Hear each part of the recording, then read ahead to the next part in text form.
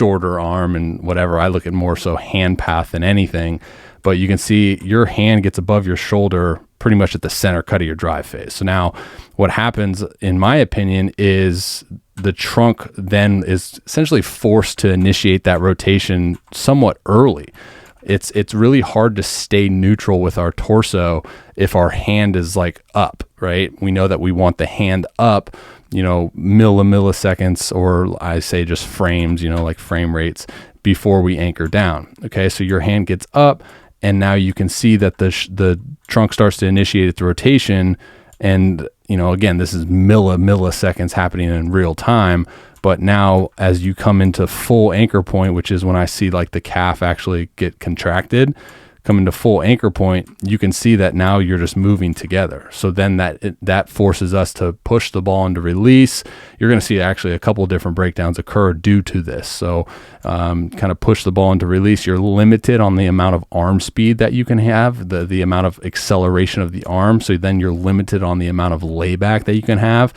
And then you're limited on the amount of extension you get. So this is another breakdown I call like early launch, where your chest is behind the lead knee. You're not getting that extension, right? You're not releasing close to home plate, just basically due to the trunk initiating that rotation early. And also we have some trail leg hip flexion going on, whereas we want, you know, hip extension. So I know I just I touched on like a bunch of things there.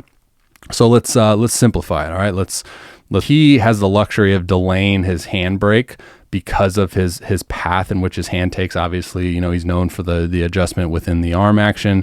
And like I said, he has the luxury of delaying that handbrake until probably center cut of his drive phase.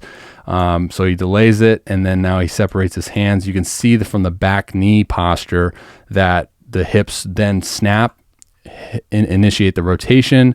And then now his hand, notice that position in space where his hand is, and where at what time it flips up above that shoulder in correlation to where his front foot is as he anchors down, right? So this is all happening. This is something that I call like the velocity enhancing move, where you have a series of events that are occurring, you know, at such like a, you know, rapid timing, where the hips initiate the rotation, the trunk is staying neutral, hand flips up, foot anchors down. So now, boom, you anchor down.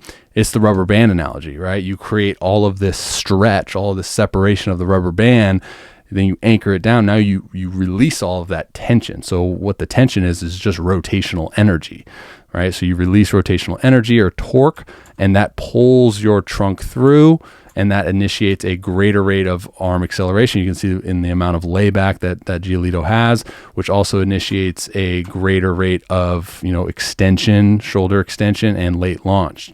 You know, getting that chest well over the lead knee, and hip extension. All right. All right, dudes, thank you for watching that video. If you're interested in booking your own analysis, be sure to click that link. Also, I'm going to be doing a lot of giveaways here in the upcoming months on my YouTube channel, but you need to be subscribed in order to be entered in those giveaways. All right, so you're going to click that link right there to subscribe to provide some more context on the specific thing that we were just talking about. I included a video right down below. All right, guys, enjoy your day. God bless. Until next time.